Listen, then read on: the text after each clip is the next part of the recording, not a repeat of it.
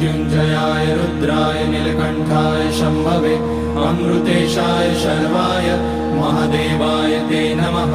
नमस्तेऽस्तु भगवन् विश्वेश्वराय महादेवाय त्र्यम्बकाय त्रिपुरान्तकाय त्रिकाग्निकालाय कालाग्निरुद्राय नीलकण्ठाय मृत्युञ्जयाय सर्वेश्वराय सदाशिवाय श्रीमान् महादेवाय नमः।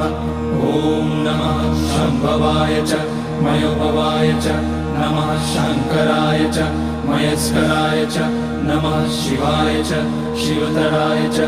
ॐ त्र्यम्बकं यजामहे सुगन्धिं पुष्टिवर्धनम् उर्वारुकमिव बन्धनान् मृत्योर्मुक्ष्यमामृतात्। नागेन्द्रहाराय त्रिलोचनाय